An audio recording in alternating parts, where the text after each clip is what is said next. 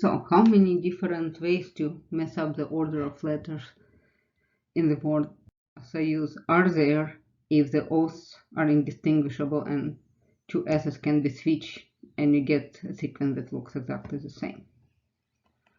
Let's try to use what we learned about combinatorics in order to solve this puzzle. So if all the letters were distinct, then you would have known how to do it. Number of permutations of 7 letters is 7 factorial, 5040. But there are 4 O's, order of which doesn't matter, and 2 S's, order of which does not matter. But wait a moment, we did encounter the situation when we were talking about choosing 4 out of 24 faculty members to get offices in earth science, and there we were saying if we only look at people who get offices in earth science, we ignore the way the offices are assigned to people at engineering. There are 20 offices, there are 20 people, there are 20 factorial ways to assign those offices, and we'll treat them all the same way because we really only care about offices assigned to people in earth science. And the way we did it, we took the total number of ways to assign offices and divided it by the number of assigning offices in engineering. Here we are doing the same thing. There are 4 factorial ways to order the O's, like first or second, third, and fourth versus first, third, fourth, and second, whatever. And there are 2 ways to order S's, first, second, and second, first. And we consider them indistinguishable, so we just divide by them. And the final answer becomes 7 factorial divided by 4 factorial, 2 factorial. So we took the total number of permutations of the letter of the word use, and we divided by the number of permutations of O's times the number of permutations of S's, or whatever repeated letters we would have in general.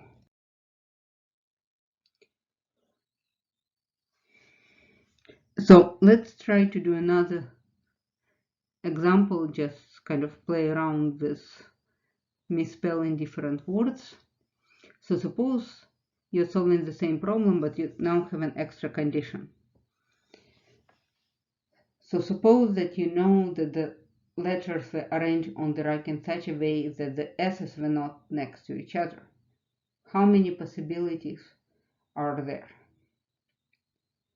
So first of all, let's look at ordering the remaining letters. You could do the same thing as we just did with the whole word use. You could say that there are 5 factorial letters, out of which 5 factorial ways to order 5 letters, but we know that 4 of them are indistinguishable, so we divide by 4 factorial, and we end up with 5 possible strings. And this is easy to see because there are only 5 ways to put y with respect to the O's. Y can be the first, or the second, or the third, and so on and so forth, and the rest are O's. So now we haven't talked about putting S's yet. We just counted how many ways are there to arrange letters other than S, and we calculated that there are 5 ways to do it. So now, and this is kind of reminiscent of the dividers idea, with S's not being next to each other, how many places can we put them? Well, if we put one space between any 2 letters that are not S, and we put a space at the end at the beginning, so now we are kind of treating our remaining letters as dividers. The number of places where we could put S would be 6.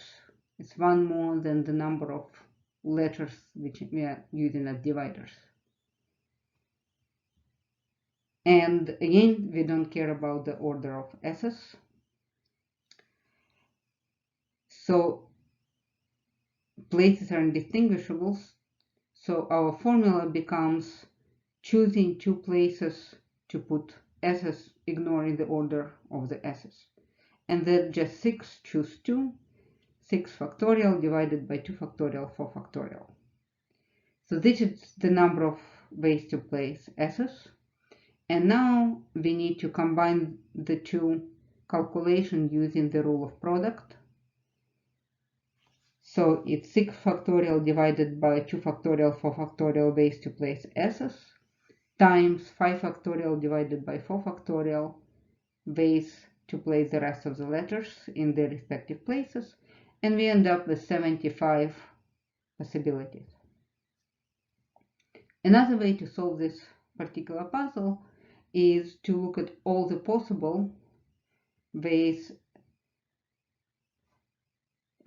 to list to permute letters of the word as I use, so that each permutation is distinguishable from the other, so they don't differ by order of also s's, and then consider all such ordering where s's are next to each other. And the way to count that is we treat the two s's as a single letter. So now, rather than thinking of 7 letters out of which 2 are s's, we are thinking of 6 letters out of which 1 is double s. If you look at all the permutations of those, we will count exactly the number of ways to place letters of the word as I use with s's next to each other.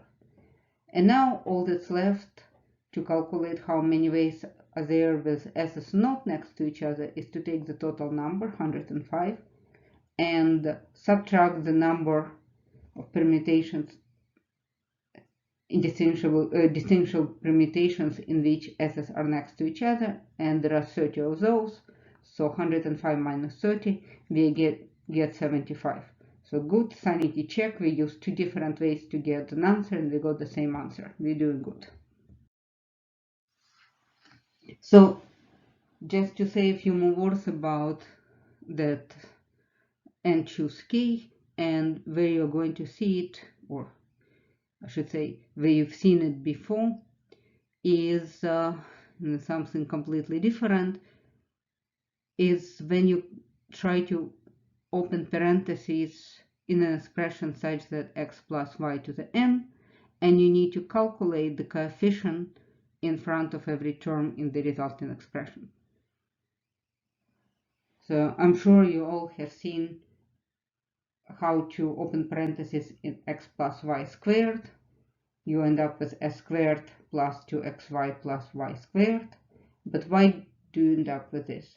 Well, that's because if you count as x plus y times x plus y, and then you separately think of x from the first parenthesis, from the second parenthesis, y from the first parenthesis, y from the second,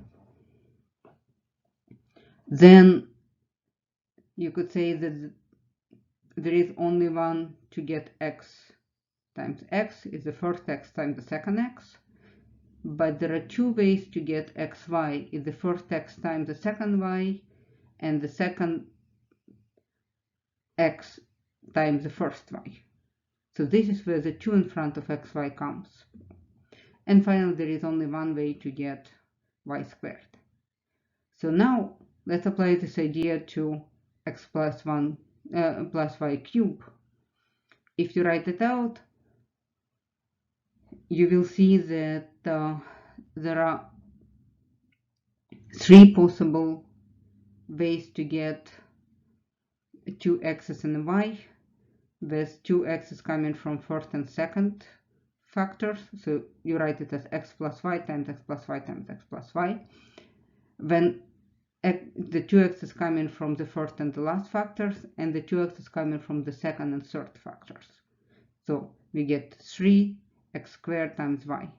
And similarly, we get 3 x times y squared, and at the nth we get x cubed and y cubed. Okay, this was a little bit more cumbersome, but we could do it. But if I ask you to do it for, say, x plus y to the 8, and you try to just write it out, that's going to be a lot of writing. So instead, think about those coefficients, about those 2's and 3's. What we did is we chose the number of ways to select 2 x's out of 3 factors, right? So we said we could get the 2x's from the first factor and second factor, or from the first and third, or from the second and third. So this is a number of ways to select 2x's out of 3 possibilities. But we know how to select k things out of n possibilities. It's n choose k.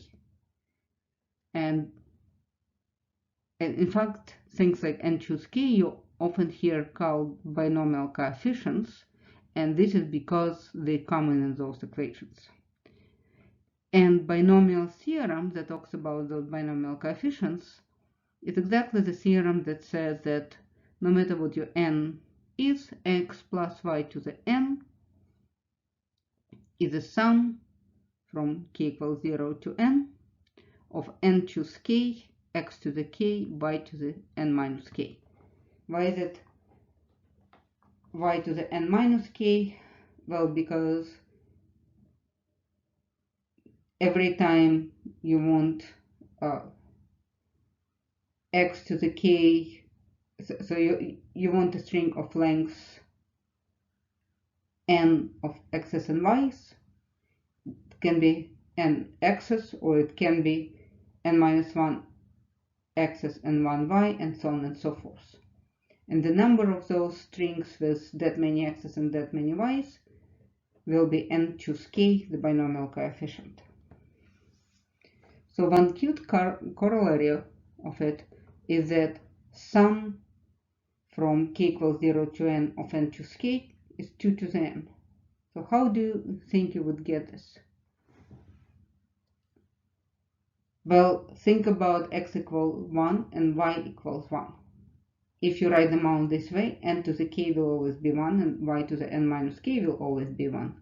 So what you are left with is the sum of binomial coefficients. On the other hand, 1 plus 1 to the n is 2 to the n. And here's your proof of that corollary. So now that we talked about those n choose k binomial coefficients, one question that you might have is how are we going to compute them, especially in general, because they're ending up with pretty big numbers. N to the k becomes really huge really fast. But how are we going to compute it? And one way of doing it, which goes back to attributed to Pascal, called Pascal triangle, is by using the recursive definition of the binomial coefficients of n choose k.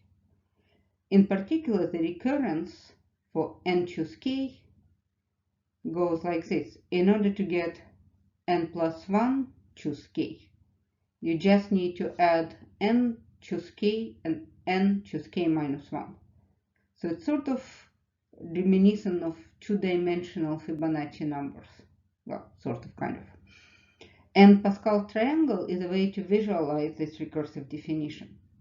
So you start with the basis being that n choose n is a 1 and n choose 0 is a 1. Well, there is only one way to select nothing out of n choices, and there is only one way to select everything. So now here's how the triangle works. At the top you have 1 choose 1, and then you have n choose n and sorry, in the top you have 0 choose 0, and then you have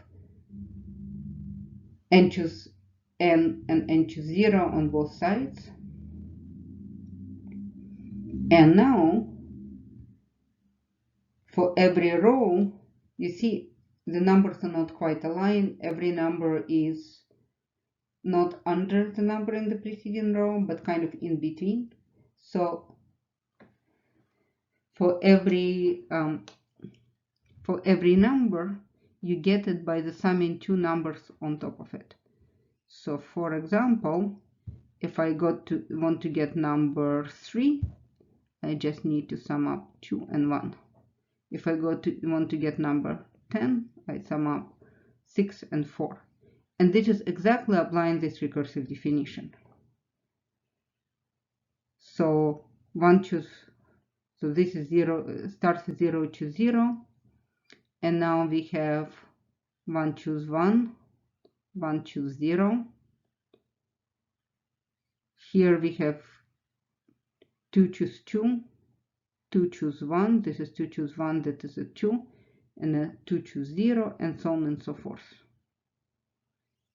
So in general, at the nth line, you will start with n choose 0, and you will end with n choose n, and in the middle you will have all the binomial coefficients.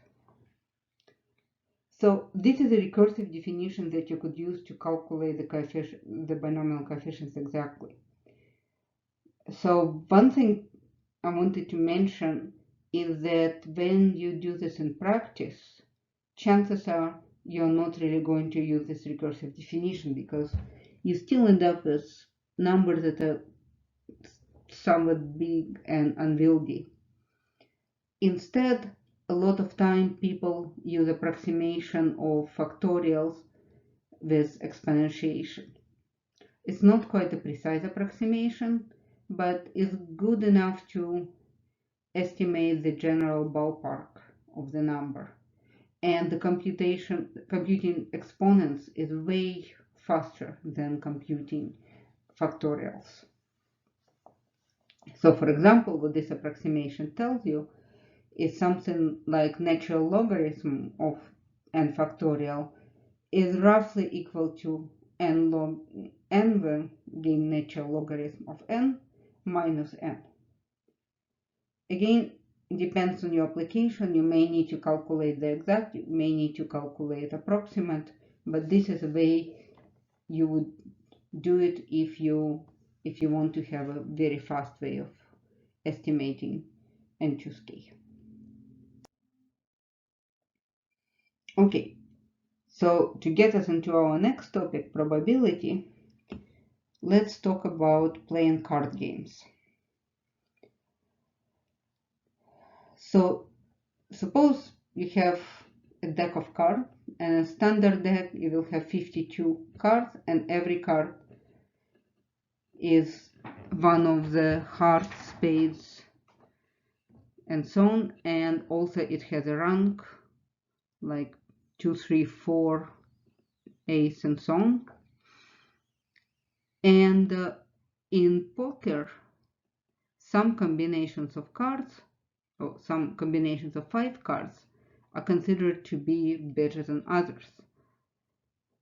For example, you may have a royal flush consisting of specific cards, A, K, Q, J, 10, of the same kind of this.